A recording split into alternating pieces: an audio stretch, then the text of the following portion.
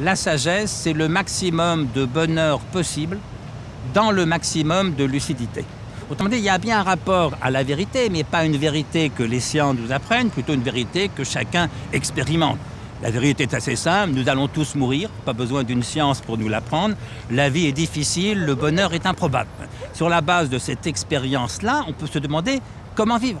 Alors tout le monde, en un sens, se le demande, mais si on le fait de façon rationnelle, rigoureuse, si possible, le plus intelligemment possible, on fait de la philosophie. Toute la sagesse d'Épicure sera de nous dire comment atteindre le bonheur.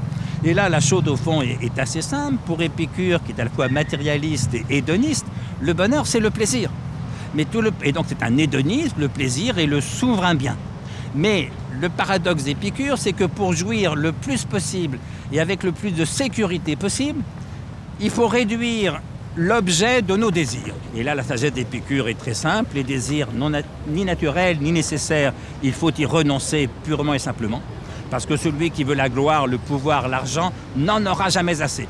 Et donc, il sera toujours insatisfait. Satis en latin, ça veut dire assez. Ils n'en auront jamais assez. Au fond, ce qu'il décrit, c'est ce qu'on appelle aujourd'hui la sobriété heureuse. C'est le contraire de la société de consommation. Mais déjà, du temps des anciens, il y avait des tas de gens cupides, ambitieux, avares, etc. Donc voilà, il nous apprend à être heureux en nous contentant du strict nécessaire, du minimum nécessaire.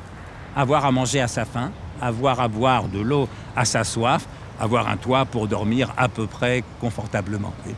Et pour les Grecs de l'Antiquité, dans cette période de catastrophe, de décadence, de déconstruction de l'empire d'Alexandre, ça a été une leçon de sagesse, c'est une leçon de bonheur. La sagesse d'Épicure, c'est pas la sagesse du sage heureux tout seul. Vous savez qu'Épicure avait créé son école dans ce qu'on appelle le jardin, un jardin à la périphérie d'Athènes, où il philosophait avec ses amis.